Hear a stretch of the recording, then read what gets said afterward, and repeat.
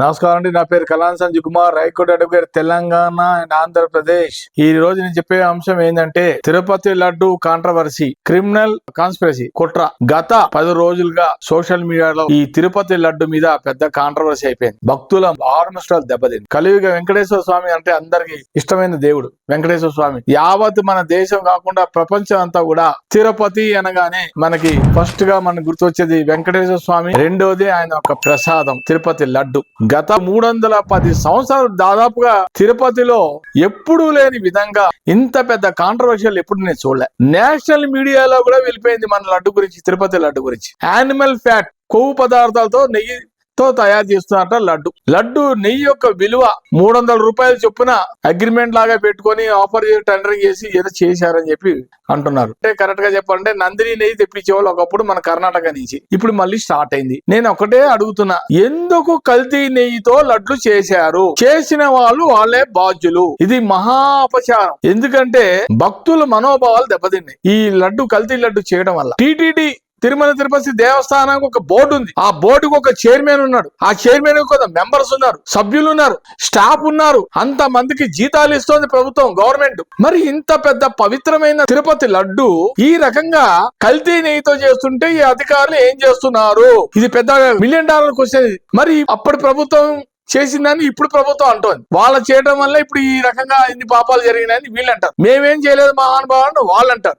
ఎవరు చేసినా దీని మట్టుకు మహాపాపం చేస్తే కనుక భగవంతుడే చూసుకుంటాడు. శిక్ష తప్పకుండా పడుతుంది వాళ్ళకి. ఎవరైనా సరే, ఎవరైనా చేయని, దయచేసి దేవుడితో, వెంకటేశ్వర స్వామితో ఎవరు పెట్టుకోకండి. పెట్టుకున్న వాళ్ళు చాలా మంది వెళ్ళిపోయారు పైకి. పాపాలు చేస్తే లెక్కలు రాస్తూనే ఉంటాడు. మహా is a very powerful God. ఎందుకు అంటున్నానంటే మాట, వేరే రాష్ట్రాల నుంచి, గుజరాత్, మద్రాస్, బాంబే, అన్ని రాష్ట్రాల నుంచి మన హైదరాబాద్, ఆంధ్రప్రదేశ్, తిరుపతికి వస్తారు. ఎందుకు వస్తారు? Because it is a very powerful God. ఎంతో దూరాల నుంచి వస్తారు. అసలు దర్శనమే అవటమే చాలా కష్టమైన ఏదైనా ఉందంటే మన ఇండియాలో ఒక తిరుపతి. టికెట్లే దొరకవు. టికెట్లు కూడా నెలల ముందు బుక్ చేసుకుంటే గానీ వాళ్ళకి టికెట్లు దొరకవు.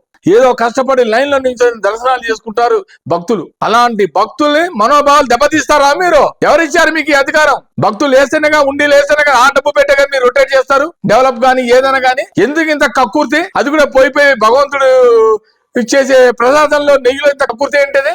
జంతువుల నెయ్యితో తయారు చేయడం ఏంటి లడ్డులు? ఇది మా అపచారం. ప్రజలకి ఇప్పుడు భయం, లడ్డు కొనాలంటే భయం వేస్తుంది. అలాంటి సిచ్యువేషన్ ఉంది ఇప్పుడు ప్రస్తుతానికైతే. ఇప్పుడు ప్రభుత్వం ఇవాళ దాన్ని మొత్తం ప్రక్షాళన చేయాలని చెప్పి కొత్త ప్రభుత్వం ఇప్పుడు డిసైడ్ అయింది. పవన్ కళ్యాణ్ గారు 11 రోజులు దీక్ష చేస్తున్నాడు దీని మీద.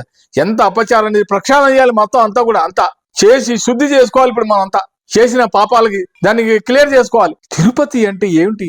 మహానుభావుడు వెంకటేశ్వర స్వామి. అలాంటి చోట కూడా లడ్డులో కూడా ఇంత రకమైన కల్తీ కలిపి చేసేస్తారా మీరు? ఇంత కమర్షియలా? ఎక్కడైనా 320 రూపాయలకు నెయ్యి ఎక్కడైనా దొరుకుతుందా?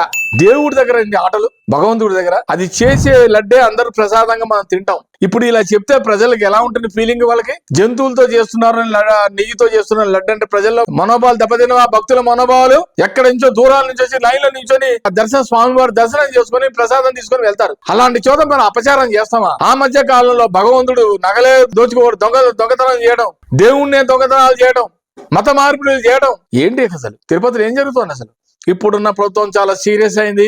దీన్ని ప్రక్షాళన చేయాలి. దీని మీద థరో ఇన్వెస్టిగేషన్ చేయాల్సిందే, జ్యుడిషియల్ ఇన్వెస్టిగేషన్ చేయాల్సిందే. అవసరమైతే సిబిఐ ఎంక్వైరీ కూడా చేయాలి. ఇలాంటి చేస్తే కానీ నెక్స్ట్ టైం ఆ చేసిన వాళ్ళు ఎవరు దోషులు బయటకు రారు. మన్ని నిజాలు బయటకు రావాల్సిందే. ఎవరు వదిలిపెట్టలేదు. భక్తులందరూ కూడా చాలా ఆగ్రహంగా ఉన్నారు దీని మీద. అసలు ఎలా జరిగింది ఇది? ఎందుకు ఇప్పుడు మహిళ మెల్లగా బాంబు పెట్టి ఎలా బయటకు వచ్చింది ఈ లడ్డు విషయం?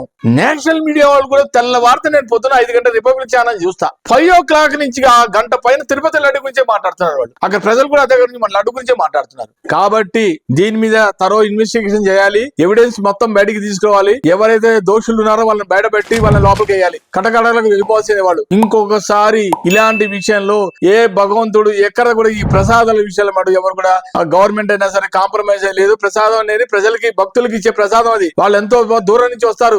దేవుడు ఒకటేనా? దేవుడు దర్శనం కోసం వస్తారు, రెండోది ఆ ప్రసాదం కోసం వస్తారు. ప్రసాదమే దొరకదు. తిరుపతి లడ్డు అంటే అంత ఫేమస్. అలాంటి ఫేమస్ అయిన పవిత్రమైన లడ్డుని ఈ రకంగా అపచారం చేస్తారా మీరు? ఎంత దారుణం ఇది! ప్రజలు చాలా కోపంగా ఉన్నారు, ఆగ్రహంగా ఉన్నారు. ఇంకోసారి ఇలాంటి జరగకుండా ప్రభుత్వం కూడా దయచేసి, ఇప్పుడున్న ప్రభుత్వం దీని మీద సీరియస్ గా, ఆల్రెడీ సీరియస్ గా ఉంది. మీటింగ్స్ పెడుతున్నారు ఇవాళ. మొత్తం ఈ ఈవో, వీళ్ళంతా కూడా టీటీడీ చైర్మన్ వీళ్ళంతా కూర్చొని సభ్యులందరూ కలిసి దీన్ని ఎలా చేయాలి, దీన్ని ఎలా ప్రక్షాళన చేయాలి, సంప్రోక్షణ చేయాలి. ఫస్ట్ దీన్ని ఉన్న పాత లడ్డులన్నీ క్లియర్ చేసేసి ఇప్పటి నుంచి ఫ్రెష్ గా ఈ నందిని నెయ్యి డబ్బు దగ్గర కాంప్రమైజ్ అవద్దు. దేవుడు ప్రసాదం పెట్టే చోట 500 300 కాంప్రమైజ్ అవద్దు. ఎంత ఖరీదైనా సరే భక్తులు ఇస్తున్నారు, డబ్బులు ప్రజలు ఇస్తున్నారు, డొనేట్ చేస్తున్నారు. అవసరమైతే ఎంతైనా డొనేట్ చేస్తారు. ప్రజలు ఉన్నారు, డొనేట్ చేయడానికి రెడీగా ఉన్నారు. అక్కడ కొన్ని లక్షల కోట్లు వస్తున్నాయి ఆ దేవుడికి. ఆ డబ్బు వాడండి, మీరు ఆ డబ్బుతోనే నైవేద్యం చేయండి, ప్రసాదం నెయ్యి కొనండి, ప్రసాదం చేయండి, ప్రజలకు పెట్టండి, అందరూ సంతోషిస్తారు. కాబట్టి దీనిలో మటుకు నేను చాలా బాధపడుతున్నాను. ఇలాంటి పునరావాసం కాకుండా ఉండాలని నేను కోరుకుంటాను. ఓం నమో వెంకటేశ.